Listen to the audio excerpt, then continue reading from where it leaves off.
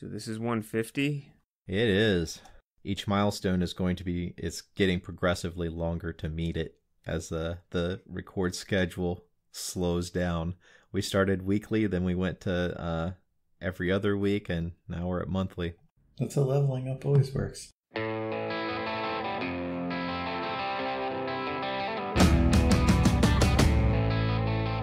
Hello, and welcome to this episode of the Alien Familiar RPG podcast. I am Clayton. I'm Jordan. And I'm Eliot. Before we get started, you can find show notes and more at alienfamiliar.com. You can email us at alienfamiliarmedia@gmail.com.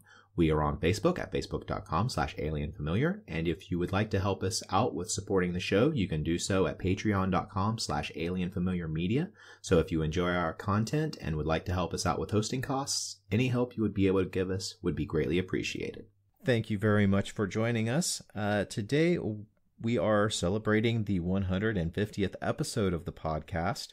And as we were racking our minds to come up with a topic to talk about, it occurred to us that we have never actually talked about one of the three pillars of adventure according to the Dungeons & Dragons 5th edition Player's Handbook. The three pillars of adventure being exploration, social interaction, and combat.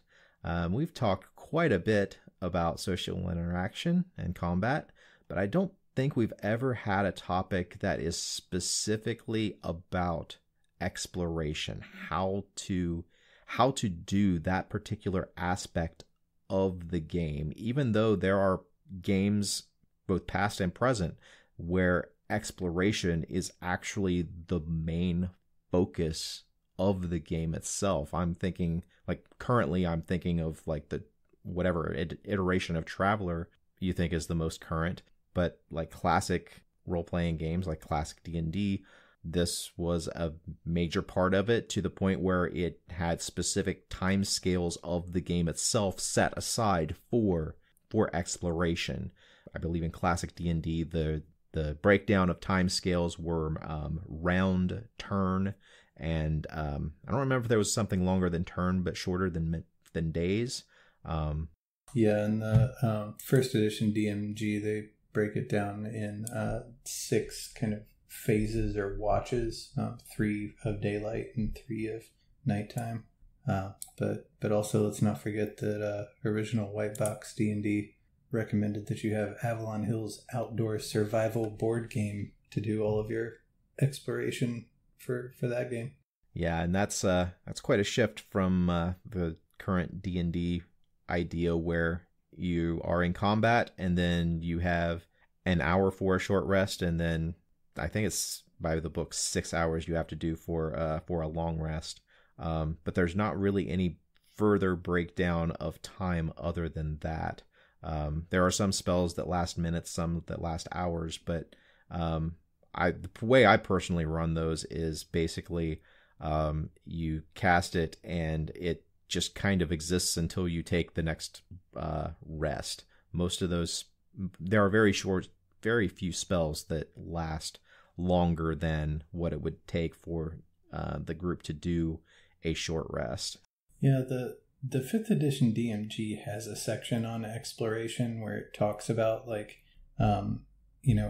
moving hundreds of feet at city scale, hundreds of feet per minute, or a mile in so many hours at they call it a province scale, or 6 miles is a hex over the course of 3 hours or something. It like a kingdom scale. They have all these weird things, but this is the only place that I ever see this kind of stuff pop up in the 5th edition system, in the core rules anyway. And like you were saying, no other mechanics in the game seem to complement that. There's also this weird quirk there where it says that on the spatial, physical grid scale of a dungeon should be 1 square equals 5 feet, or equals 10 feet rather, which is weird because a medium-sized creature in 5th edition occupies a 5-foot square. So I feel like a lot of these kind of supplementary kind of mini game systems for 5th edition were not terribly well edited before publication. Yeah, and I've read quite a few of the 5th edition published adventures, and very few of them actually give things on the scale that you're describing, of basically anything outside of a dungeon where it's crossing a city or crossing countryside. There's very little advice given as to how long it actually takes in order to do something like that. And every single map that is associated with these adventures is on a completely different scale. Like in Curse of Strahd, I want to say that each hex on that big map that you get in the book, is like, each hex is like a third of a mile or something like that. Oh, I'll have to go back and look. If you're basing it off my my game, I abbreviated it quite a bit. It was supposed to be much greater time spans for travel between towns. That's one of my big regrets, was abbreviating it. But I don't know off the top of my head. I'll Google it. So another game that has, I've already mentioned, that has a large part of it being exploration, and I would argue is probably greater than the other aspects of the game, would be Traveler, which is a science or adventure in the far future, a sci-fi game, a fairly hard sci-fi game compared to pretty much every other role-playing game that's currently being published. That has scales ranging from a second to a round, which is 6 seconds, minutes, ship scale combat, which takes place over 6 minutes, and then it has even more scale for stuff happening over the course of 1 hour, fractions of a day, in 4-hour increments, and even days and weeks. And I feel like whenever you're playing a game that involves exploration, you need those bigger time scales in order to, literally just get from one place where something of interest can be, to another place where something of interest can be. And that's kind of what I see exploration in role-playing games as being, is using essentially a landmark system to go from a point of interest to point of interest. 1 hex equals quarter mile. Yeah, isn't that what you said? Something like that. Yeah, that's what it is. Man, when have you guys seen this done well? I'm grasping in my mind to find an exploration game I've played in or inside or outside the RPG world that really did it justice. Well, let me ask you, Jordan, how did you feel that the New World game in Savage Worlds that we were playing was going? Well, I don't know. That's kind of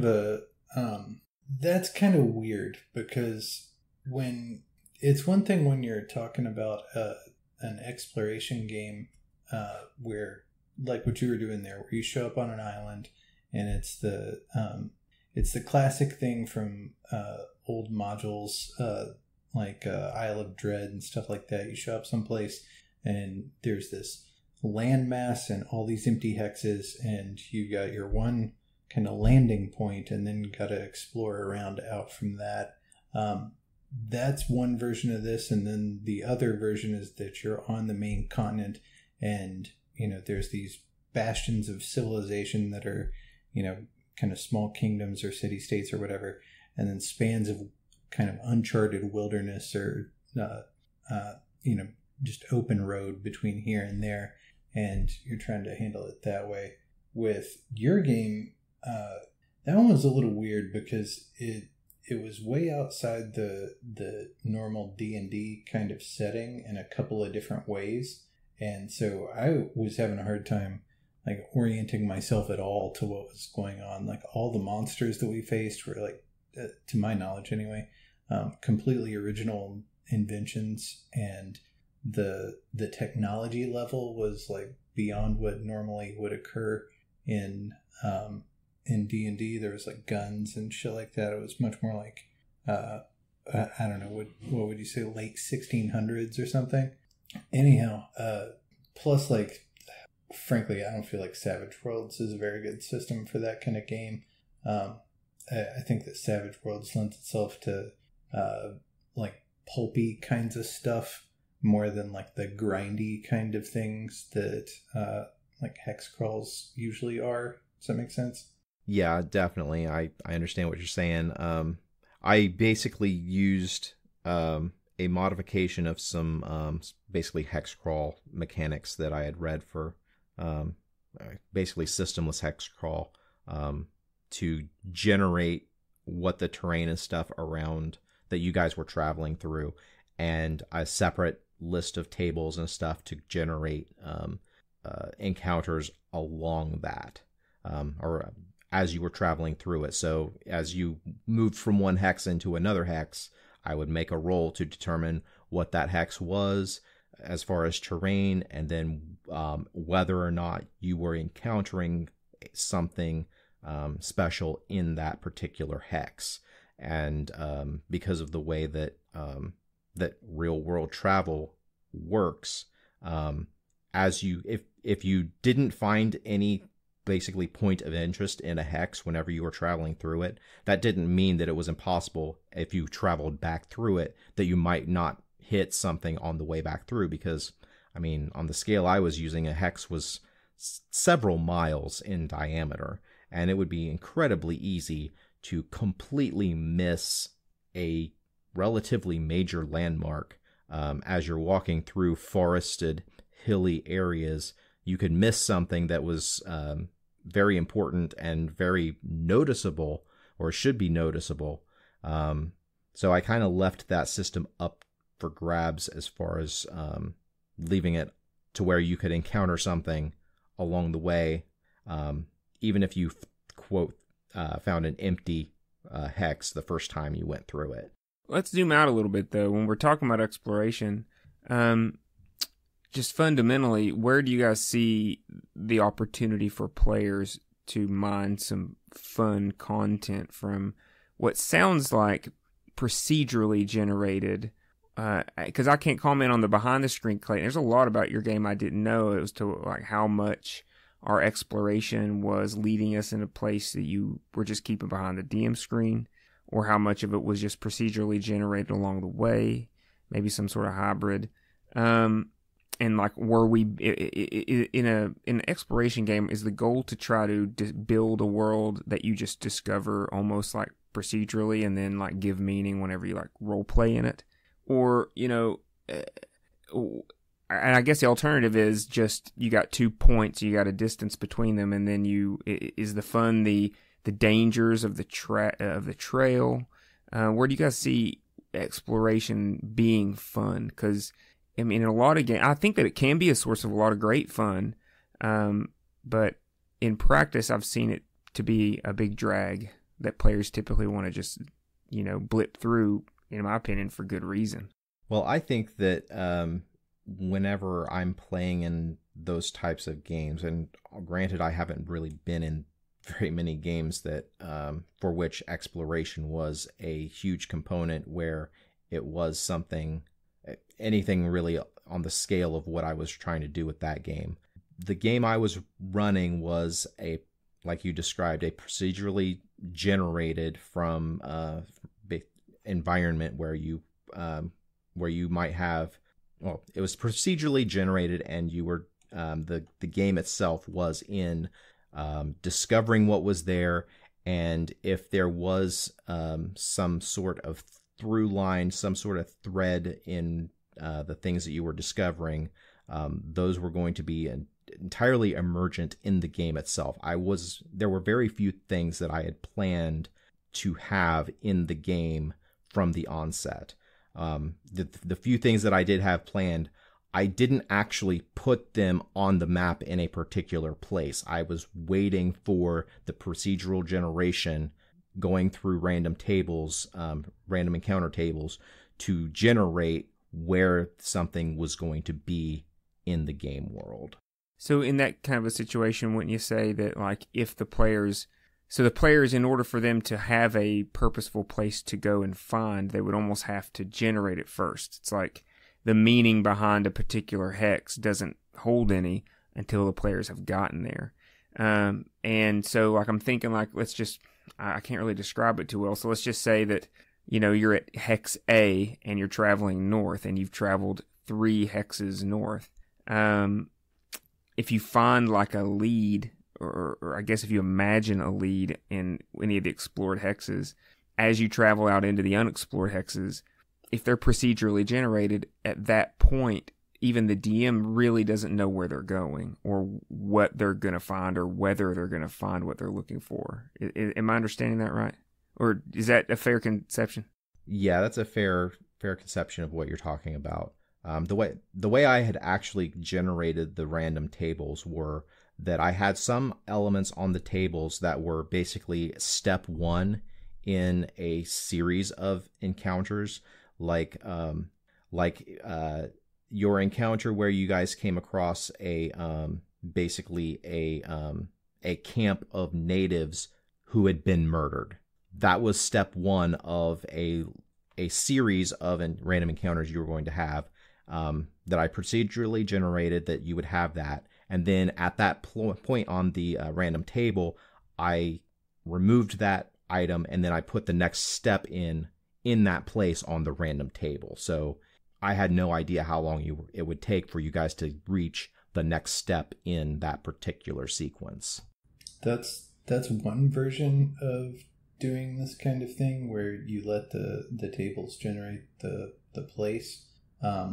In old modules, you often see a player map that is largely empty but has a few starting locations on it, and then there's a DM map that fills all that out, and so everything already exists, or maybe they have patches of it that are empty spaces that are procedurally generated, but there are key plot point locations set up around, the island or the wilderness or whatever the hell it is.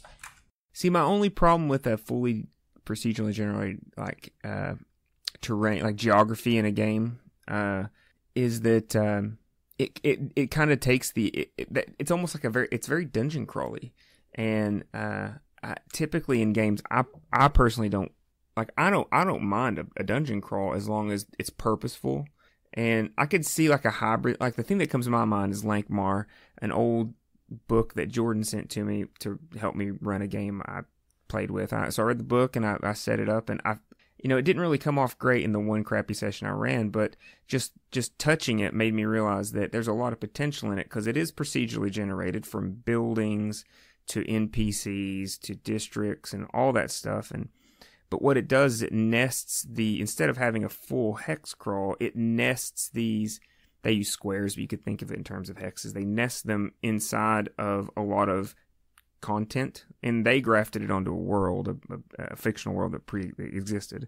But what it did is it allowed the DM to have a framework of created content, but not have to flesh the whole thing out, which would almost be impossible.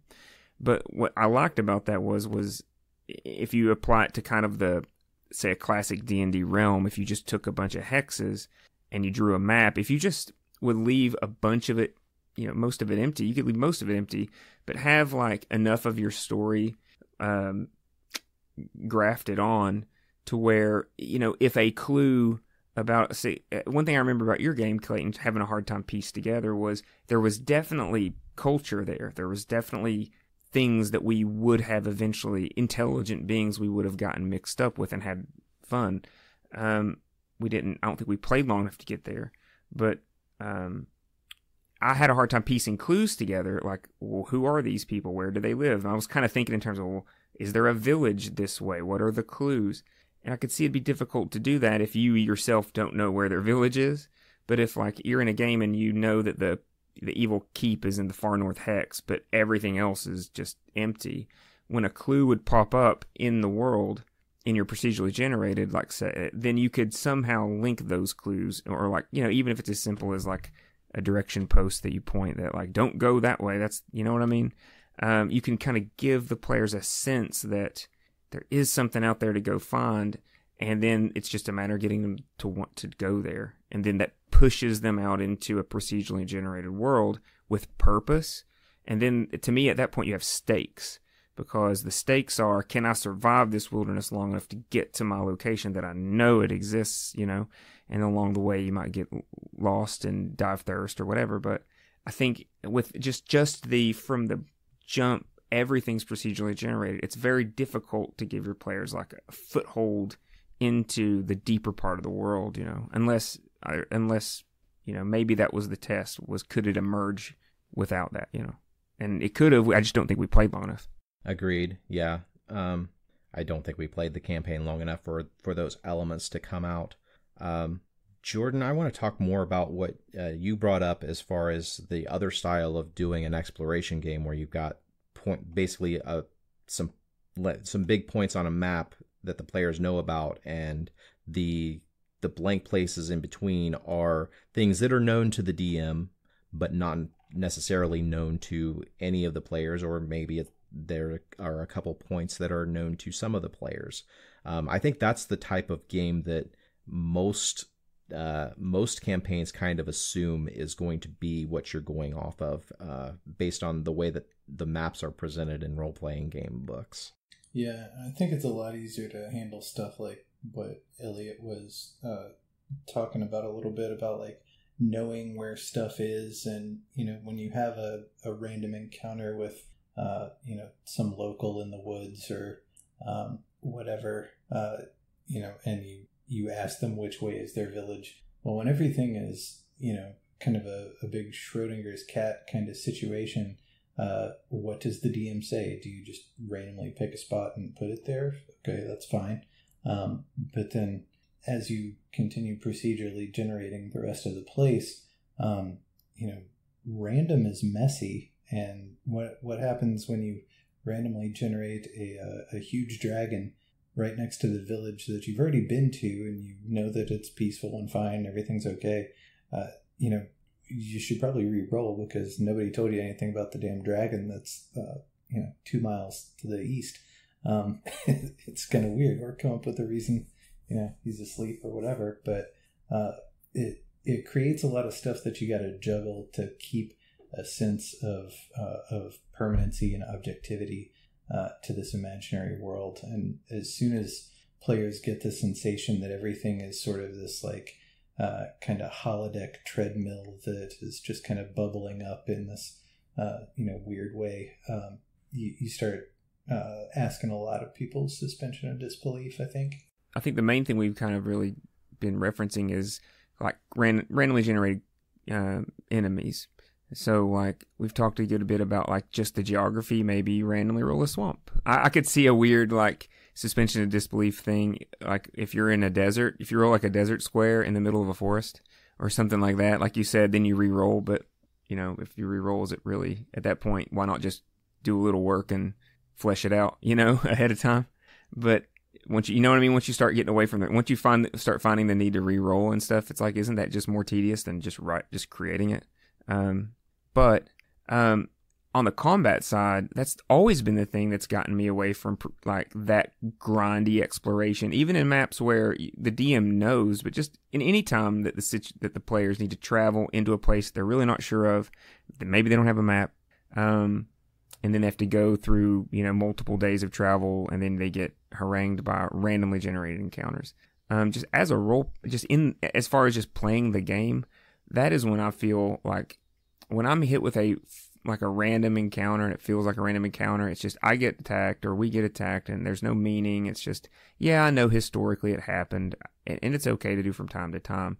But I just really I really don't like to design or play games too much where it just feels like hitting the road is a slog. It's like, I don't want to do this. Like, I want to linger in town for a couple more days because I just don't want to go back to keeping track of my rations and keeping track of my this. And then, oh man, I failed my map roll, or the navigator failed the map roll. Now we have no clue where we are. And, well, I guess we spend a day hunting. And, oh no, we got to find it just really devolves into like, I don't know, something maybe Minecrafty.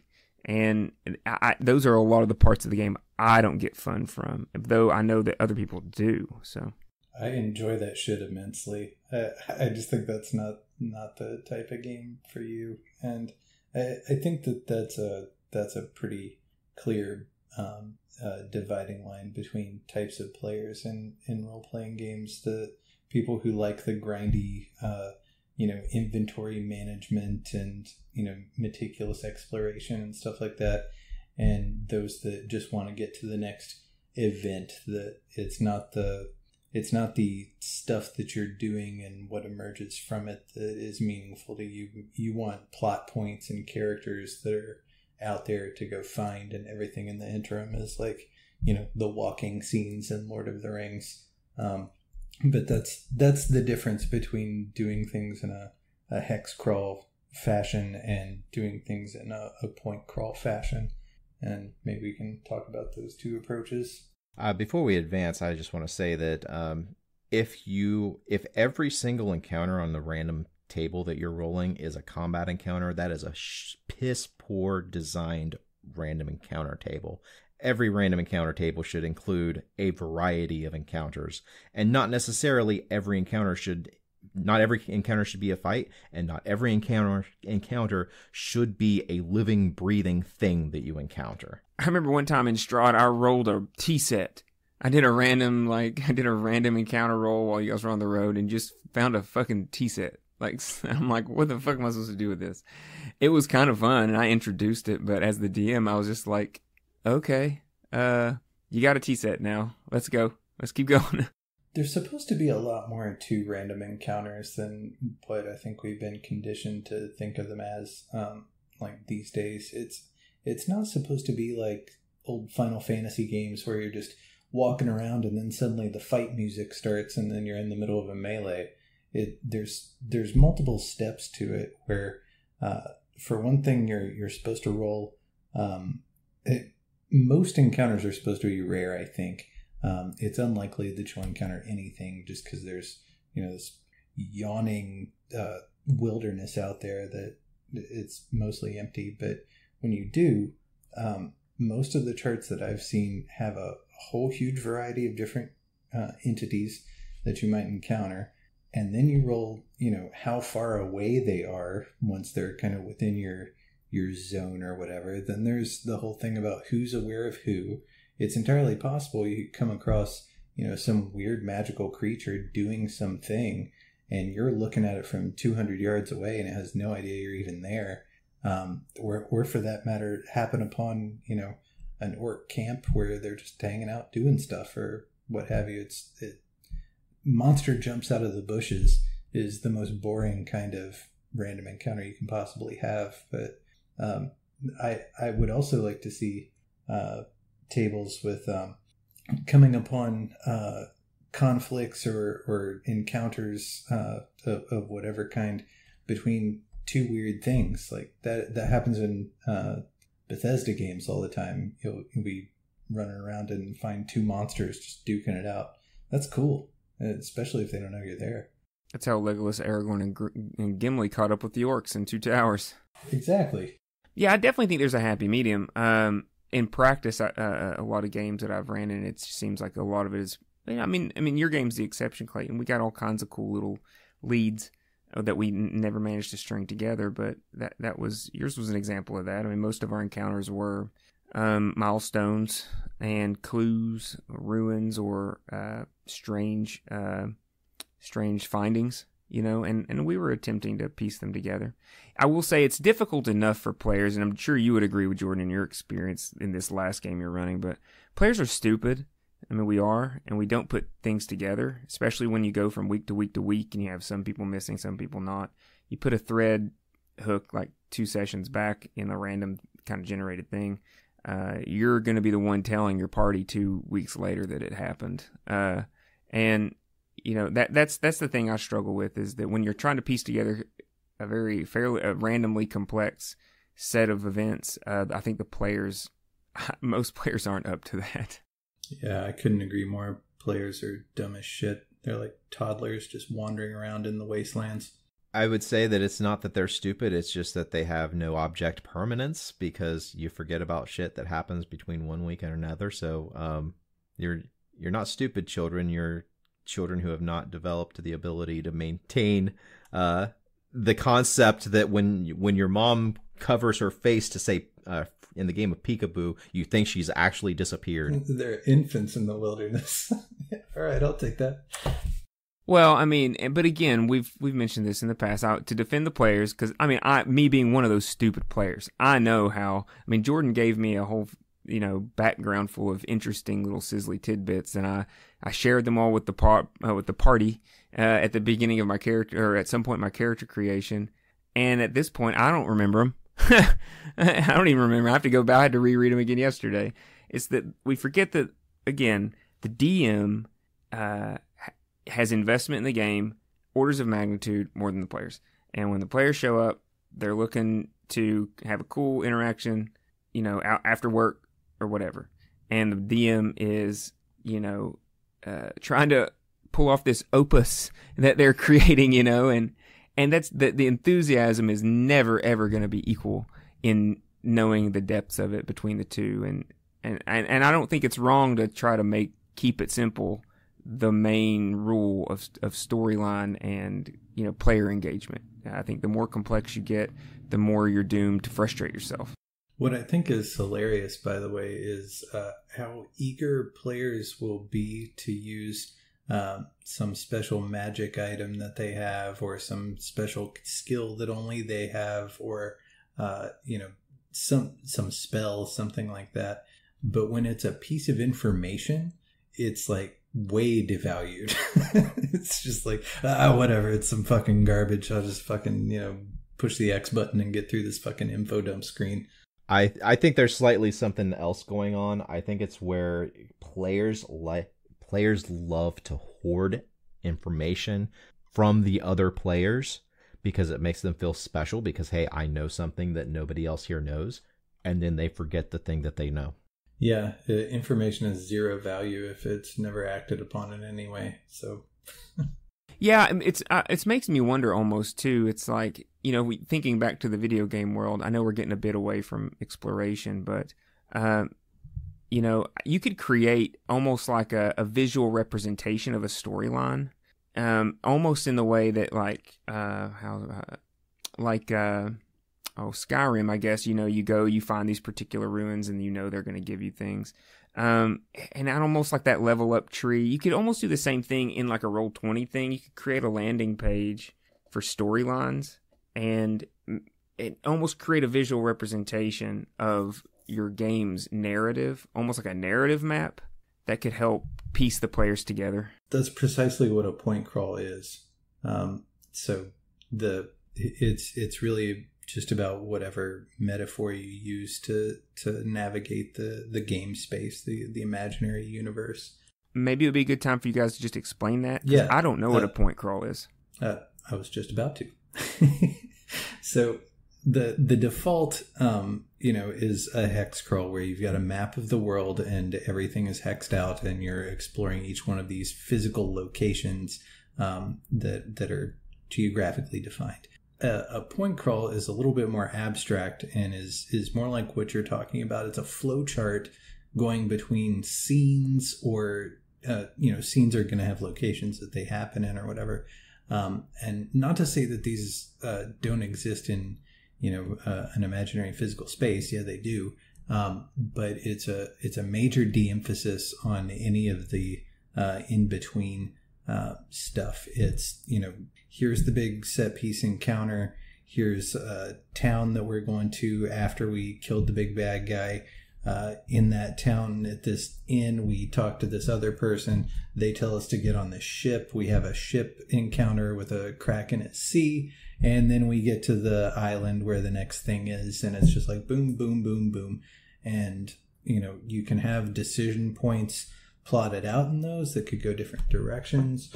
But to me, that whole kind of approach just smacks of like railroady, auteur bloviating on the part of the DM.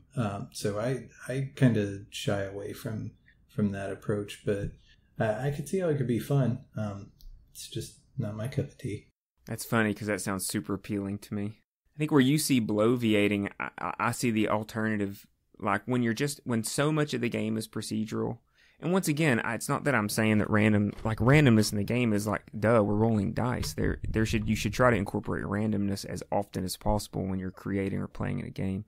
I think that's obvious, but I think that I don't think there's anything wrong with the DM, wanting to lay out a path, and that is the enticement. Like this is kind of the game I'm running. Some of it's going to be random, but I'm generating the story. I know where I want you to go, and I'm going to try to get you there. To me, if you're just going to procedurally create everything and stand back and you have literally no cares what the players do and go to, as the DM at that point, I'm like, well, I'm just orchestrating this video game for people. Why not just go play a video game? Like, why am I being your machine for you? I guess if that appeals to you, that's cool. The random generation is not really what the other side of that is. The other side of that is having a damn near real time, maybe not real time because the time scale changes, but there's very little like scene change fast forwarding going on in a hex crawl kind of thing, whereas in like a point crawl thing, you very easily could skip, okay, we get across the ocean, what's on the other continent. It's about what you spend time doing as players when you're playing the game, not so much about how the game world is constructed. Though, like, you could conceivably have a completely randomly generated point crawl too. That here, the next place they're going to go is definitely going to be the old temple ruins. What's there? I don't know. I'm going to roll on this random chart and see if it's a necromancer or a dragon or whatever. It's more about just the mode of play than it is about the construction of the story. You see what I'm saying? Yeah, now I'm getting it. No, that sounds horrible. What?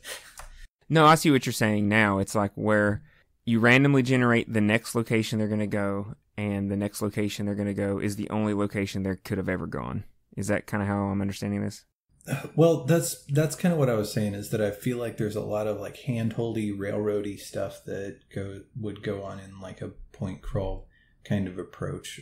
Now, granted, at any time, the DM is free to say fuck this to whatever they're doing and just say what's happening.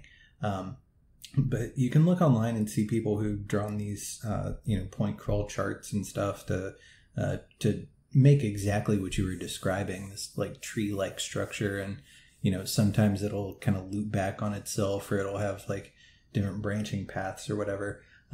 But I mean, for one thing, like, how fucking arrogant do you have to be to pretend like what all the likely choices are going to be that 6 or 7 nearly randomly behaving people are going to be doing from week to week, much less multiple moves in advance. So by necessity, you have to sort of like shoehorn everybody, down a chute of your story to get to the next set piece encounter or whatever. You know what I mean?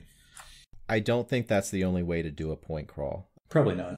The method of point crawl that I prefer is, you have a point where whatever point the characters are going to next, they have some decision points that they can make at that point in the adventure, and based on that, their decisions in that point, the DM then generates the next point, the next logical point that would follow from the decision that they made, so that after the campaign is over with, if you looked at it, it would look like a very well laid out point crawl.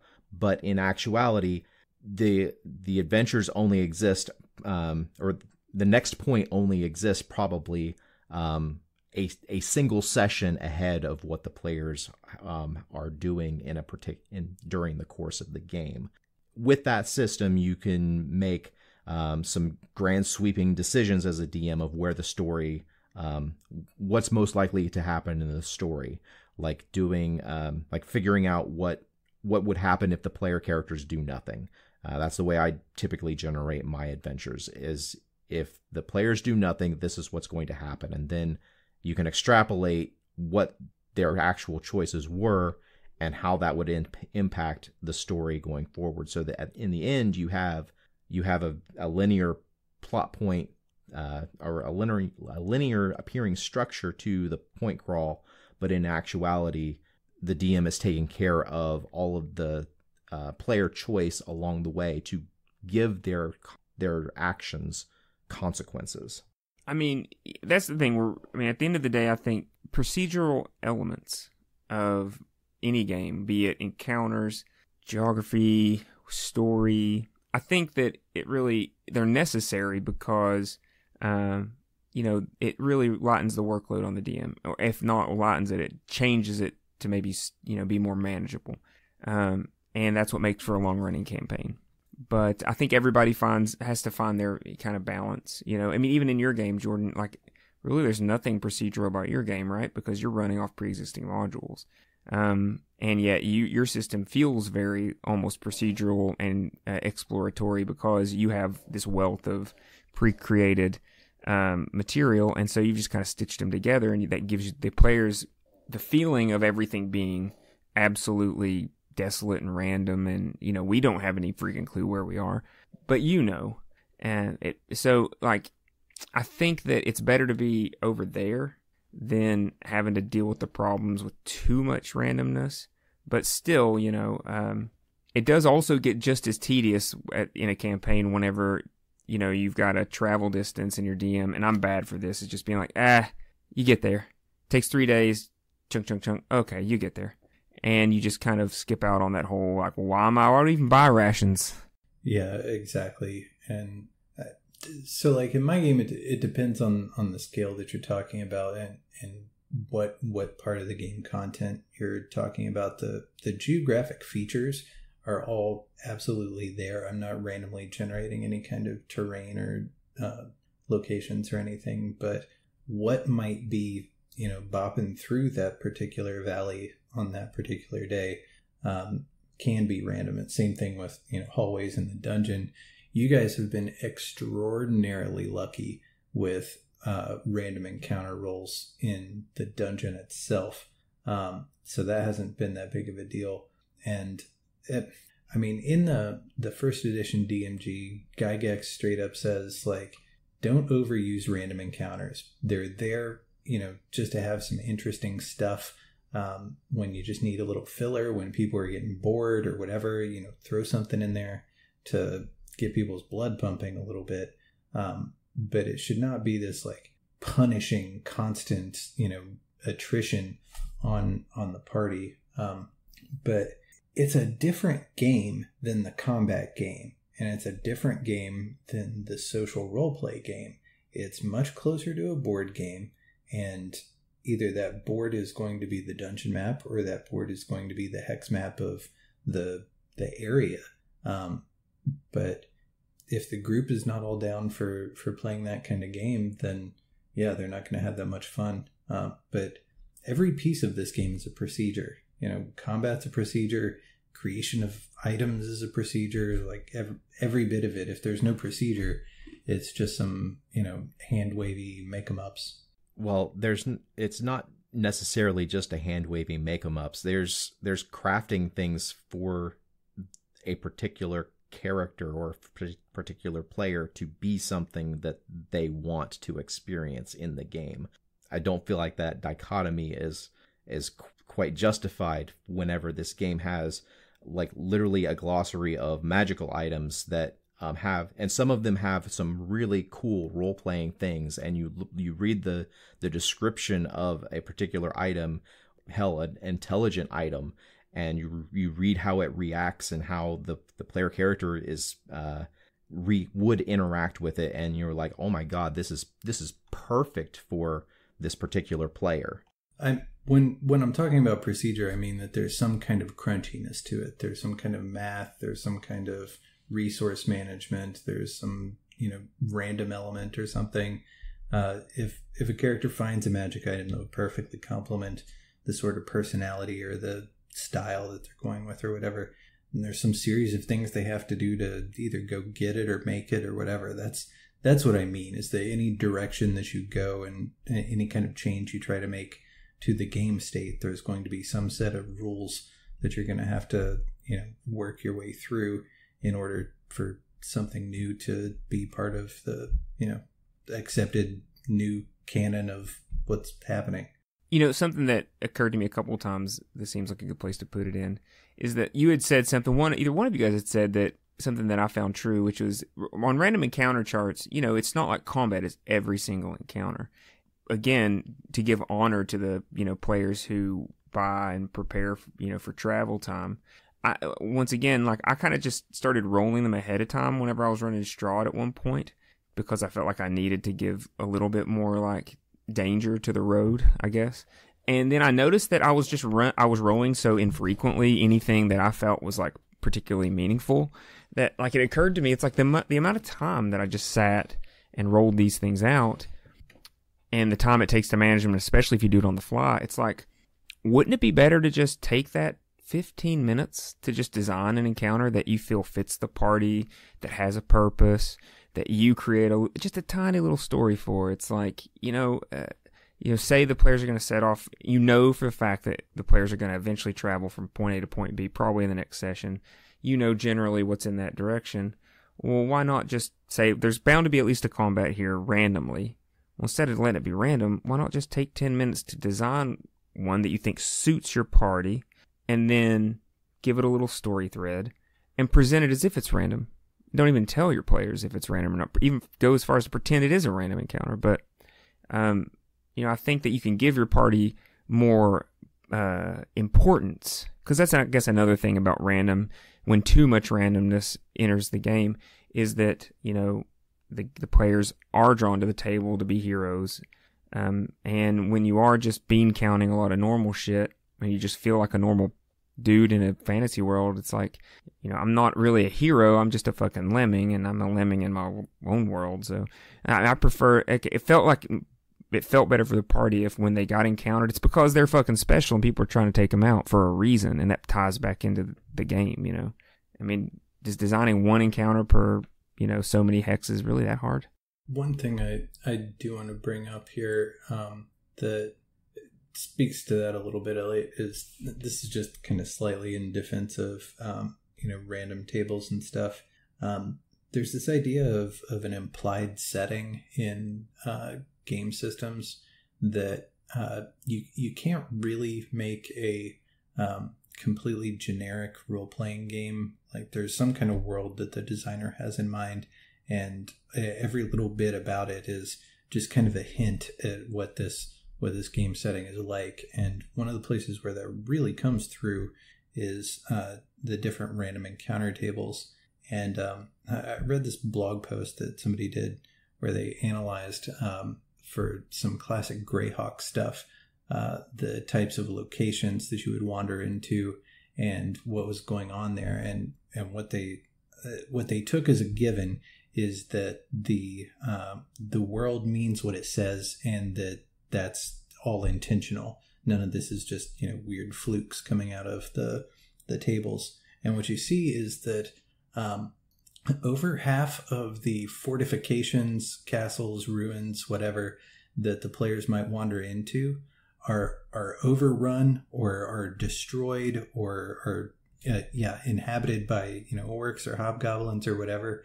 A minority of stone structures out there in the world are inhabited by human beings, and those human beings, when you encounter them, are fairly high level people. They're 4, 5, 6 up to 7, 8 level characters. And so the world that this paints is one where humans have been losing the war against chaos, and they're kind of like huddling in their few remaining strongholds, and only the strongest have survived. And the human race is hanging on by a thread. That's interesting. So anyway, I just wanted to point out that there's a good bit of the whole show don't tell that can emerge out of some random content generation that was intended for a particular setting. And let's not ignore the power of retroactive continuity whenever it comes to some random encounters that you've had. A couple of years ago, I ran an online game where a lot of the world was randomly generated. And one thing that emerged in gameplay was that it seemed like that there was this line of monuments. I I had an item on my random encounter table of just an obelisk that was too worn in order for the players to actually be able to read very much of it, or that they needed some language or magic that they didn't have in order to be able to read it. Well, before the players got to the point where they could actually figure out what these things were, meaning that before they got to the point where I actually had to come up with something of what they were, one of the players said, "You know what? These look like they're forming a line. I wonder if this is the border of an ancient civilization." God damn, that's a great idea. Yes, that is exactly what these are. Whenever they got to the point where they could identify what these things are and could start figuring out what they meant, damn, that's exactly what they were. Congratulations, players, for figuring it out. Yeah, I like that. So we've spent most of this episode talking about like in the wilderness. I want to talk a little bit about exploration, particularly in dungeons or inside of enclosed areas, and kind of because that's where we spend most of the actual gameplay of these games, is inside of some sort of enclosed space. I might, whether it is an actual D&D dungeon, or whether it is just a structure where you're going through and having encounters. And I could be persuaded to consider cities to be a form of a very massive dungeon if you design the city with this mindset where it's you go and the city streets could be the connecting areas that take you from one encounter to another. Since we're spending so much time in here, I feel like there a lot of times in modern games there isn't that sense of wonder that comes, or that should exist, I should say, whenever you're out in the wilderness and just kind of seeing the world. I really like for there to be a through line of being able to see, like for instance, the dungeons in Skyrim. If you just look at each individual dungeon, there are design motifs that are there, but then if you start looking at overall, like all of the barrows and stuff that you go in, there's definite cultural lines and storylines that proceed not just from one location but across several different locations, and that is a part of exploration that kind of gets overlooked a lot in games, is having the visual elements surrounding you telling a part of the story that isn't something that the players directly get to have an active interaction with, but it's just something that they passively observe and passively just encounter, I guess. That is so hard to pull off in a role-playing game for all of the reasons of the oblivious, forgetful players that we talked about earlier. It's such an ideal, and I try to strive for that in my own game. Certainly a worthy cause. I feel like I have not at all figured out how to convey that sense of like meaning in place, just through like description and situation of things and stuff like that. I feel like I have to like explicitly like break shit down a whole lot for it to even like come up. I don't know. Have you tried to do that, Clayton? I have tried to do that. I would say that the way that I've had it emerge is mostly in the like lore checks and stuff that the players would make whenever they go down into a dungeon or go down into some other environment. And this also works for cities also, because each city, like in the real world, like each city, like if you go into a German village, there is a particular idealized type that people conjure in their heads when they think of a German village. It's the type that has like now I'm just blanking on the words of like the German home, medieval German home with the timber cross beams with the like white stucco between them. They all have this very distinct visual style that can be a through line, and that is something that as the players discover it, they can start to see and hopefully identify as they are coming across like a new village. They can see some visual markers and visual clues that let them know kind of what they are in for as they are approaching it. Like you can have it where the visual style of one country changes as they cross into another country. So then if they basically get lost in the wilderness and they come across a village, they can tell, they have some clues as to whether or not this village might be hostile or friendly to them if they are if they're trying to find their way basically through from one place to another. You know, we started talking about dungeons. I don't really have anything more to add, Clayton. That was eloquent. One thing, though, that you guys have said that made me realize a misconception in my head was, you know, I've always felt dungeons were like the masterpiece of especially old games. But even to this day, you know, anytime that a module drops you into a dungeon, that's almost like when the DM dials down and really like fleshes it out. It's like nothing usually is meant to be random in a dungeon. So the idea that I know there's randomly generated dungeons and all that stuff, but I don't know. I've never thought of it that way. That there was too much like randomness, even besides encounters and things in the dungeon. It seems like the dungeons, when you want to get very specific and flesh it out very purposefully, and usually have a very connected storyline and plot and like clues and stuff. Am I missing some?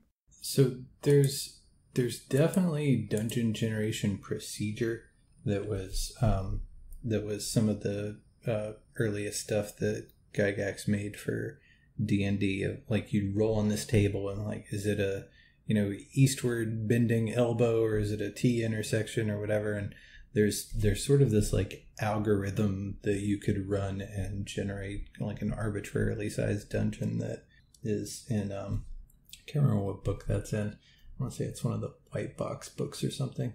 But anyhow, the idea is that was just a tool for the DM to use to make their dungeon masterpiece. And yeah, like him and Arneson and Robert Kuntz and a lot of these other guys were supposed to have had, you know, their kind of like pet dungeons that they'd like worked on and all that kind of stuff. And like Clayton was talking about with having a sense of like meaning in the place, each level would be maybe not themed, but in some way coherent. And when you move into another level, like another bunch of stuff's going on down there, it's sort of like the way that the old Diablo games handled that stuff. Like you knew when you were getting a few levels down, like, oh shit, stuff's changing, like the architecture's changing. We're past the human undercity. Now we're into some old elven ruins. Now we're getting down into some like, you know, dwarven stuff that's under that. And now there's fucking lava. Like, what the hell's going on? I have never used random generation to create a dungeon. Most of my dungeons have been planned out ahead of time, and especially whenever I've moved to a lot of digital space DMing, like on Roll20 and such, I use maps that I find on the internet, and the structure of the dungeon is already set. I just pick which one I'm going to use, and I populate it with whatever I think is going to make sense as the players are going through it. And that way I can create the different things that are hopefully going to be interesting to the players as they go through it, and they see what different rooms are used for, if there's different creatures that are in the dungeon. I try to make that make some sort of sense, whether or not the players are ever going to realize it or not. I really like to have the dungeon at least make sense in my mind, even if it's like, especially if it's a group of monsters that have moved into ruins that they have appropriated to inhabit. Like, they're going to repurpose stuff beyond what it was originally built for and have their own shit there, and it might not entirely fit. Like, they may choose to, like, a group of monsters or a group of goblins, for instance, might choose to have just the largest room be the room for sleeping.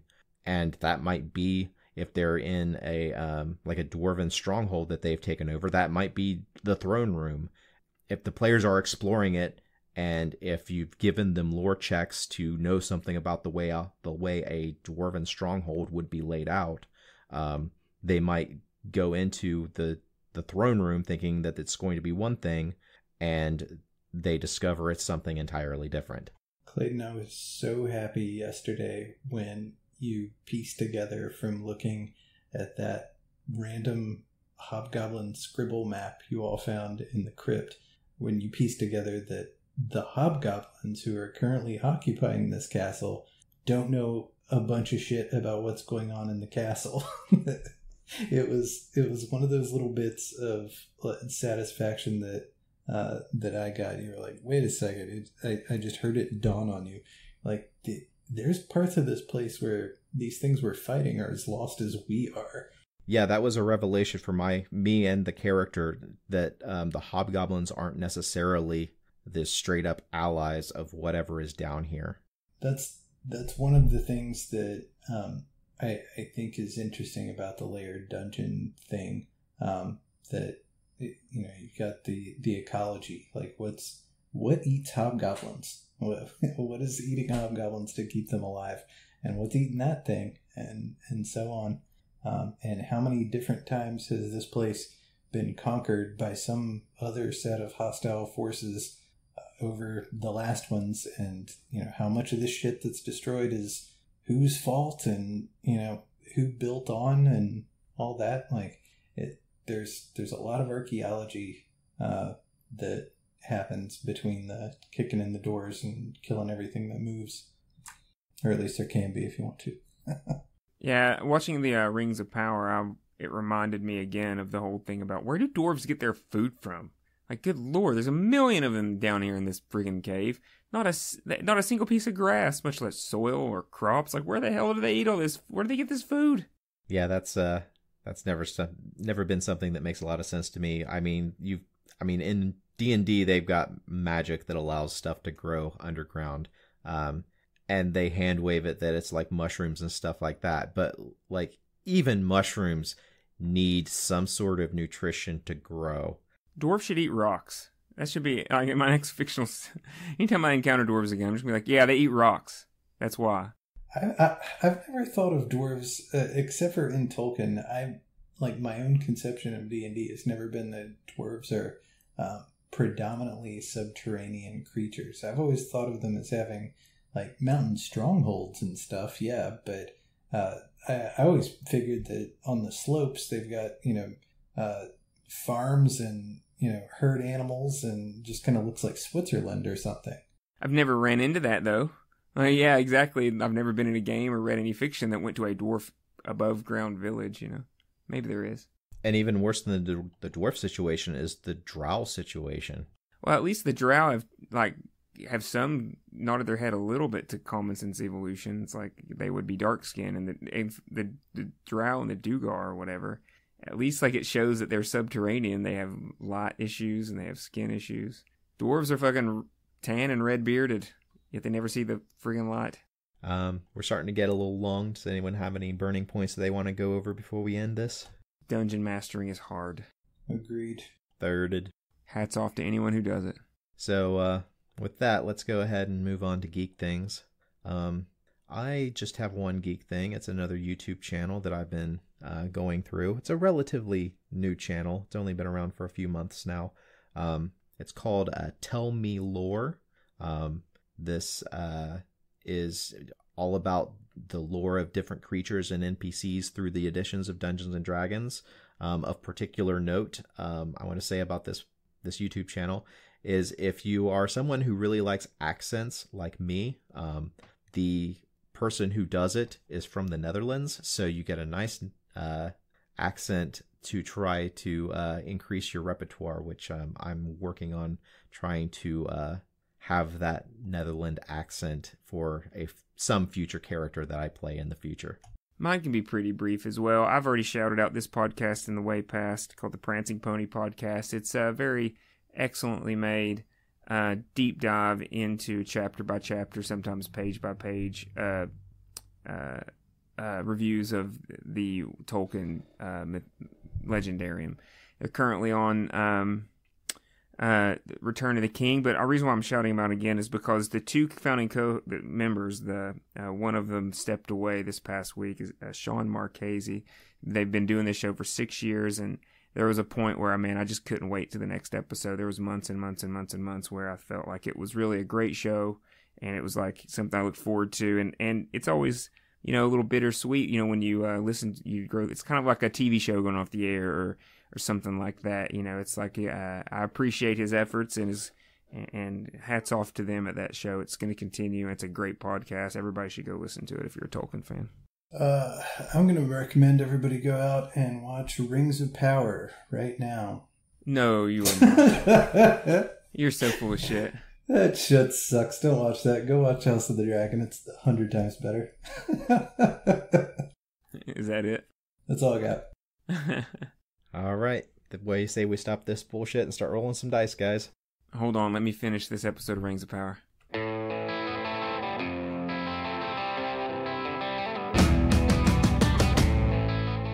This has been a production of Alien Familiar Media. You can find past episodes and more at alienfamiliar.com. You can email us at alienfamiliarmedia@gmail.com. This production is protected under a Creative Commons non-commercial attribution, no derivatives license. Music for this episode is Suburban Outlaw by Forget the Whale and can be found at freemusicarchive.org.